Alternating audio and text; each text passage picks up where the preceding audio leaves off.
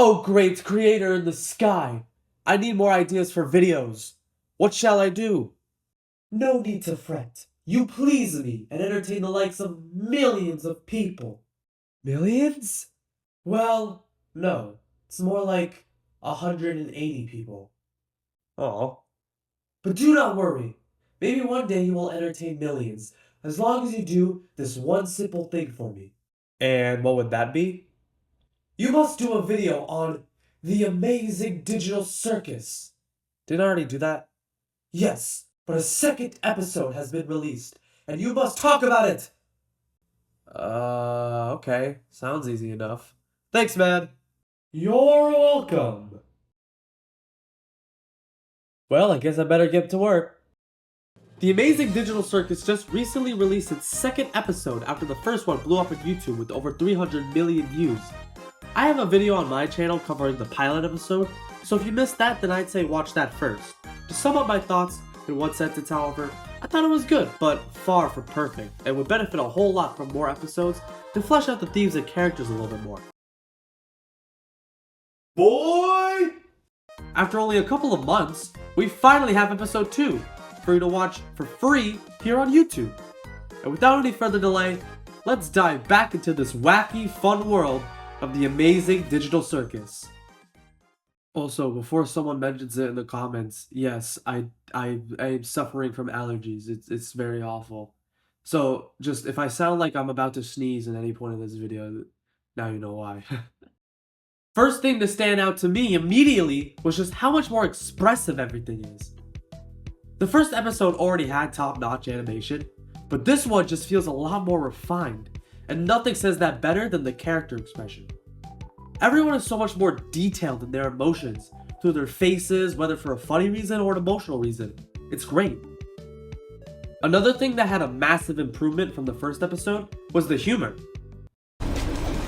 Hey, Kinger, is that rope attached to anything? I don't know. Let me check. I noticed that the second episode had a lot more actual jokes than the first one. While funny in some aspects, the first episode's humor felt a lot more like loud equals funny, or character does something random, which is, the whole joke. While that type of humor does work for me sometimes, and it is still kind of present here in the second episode, I appreciate how they're actually telling, funny jokes and well-timed jokes. My favorite joke has to go to Kane offering a pipe to Bubble and him turning it down. It was hilarious. No thanks, I'm trying to quit. Haha, smoking addictions are hilarious. The great animation doesn't just stop at the characters though. The environments all look great too. I especially love the look of the Candy Kingdom that the characters go to as their next adventure Kate had set up. I figured there'd be adventures outside of the circus anyway, because if we were to stay there the whole time, it would get pretty stale and boring. And from a writing standpoint, it makes no sense, because you limit yourself to sticking to only one location. So the Candy Kingdom is a nice change of pace. Alright, enough gushing about the animation. Let's get into the stars of the show. Pomni was already an intriguing character, and the evolution of her in this episode is really good. The very first scene is a nightmare sequence of Pomni falling into the cellar, where all the abstracted go. Now if you don't remember, basically, people who went insane and turned into monsters are trapped in this cellar. She fears that she'll end up going insane too, but after the events of the episode and the challenge is over, she is invited by the others to hold a funeral for their friend Kaufmo, who abstracted in the last episode. As they all say something nice to their lost friend, we see another one of Pomni's visions, but at the end, before she falls into the cellar, all her friends grab her hand. Pomni realizes that she doesn't have to suffer alone. They're all stuck, but in the end, they have each other to keep them company. It's a very nice note to end on that just got me more invested in the characters than I already was. The whole scene in general with the music playing over is really good. I love it! Speaking of which, while Pomni gets the most attention since she's essentially the main character, the others still get their moments.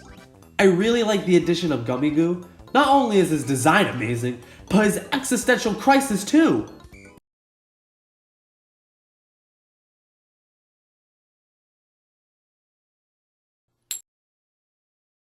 He's such a tragic character. He's an NPC in this digital world that Kane created, only to slip through the barriers and end up in this restricted area with Pomni, and discovers that him and all his friends aren't even real. Even finding his own character model too. It's kind of disturbing. Him and Pomni have a nice little moment together, which helps both of them escape, and Pomni agrees to let Gummy Goo stay in the circus with everyone else. And then he dies! Rest in peace, Gummy Goo. I saw people online complaining that Jax is a bad character because he's unlikable. Which I mean, yeah.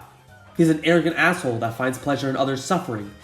But like, that's the point of his character. Let me ask you this. Do you hate the Joker? He's an evil criminal who has no sympathy for those he hurts. Okay, I know that's an extreme example, since the Joker is a criminal sociopath, and Jax is just a normal sociopath. Yeah, they're unlikable characters that you aren't meant to sympathize with, but that doesn't mean they're bad characters, if you get what I mean. So I think the fact that people are complaining that Jax is a bad person means the writers did a good job. So good job, writers! Kinger had a lot more speaking roles, which made me very happy. The next episode better feature Kinger with a shotgun like they promised. Ragatha and Gangle were good too. And what did Jax mean when he referred to Gangle stealing Ragatha's figures? What did he mean by that? What was Gangle getting up to in her private time?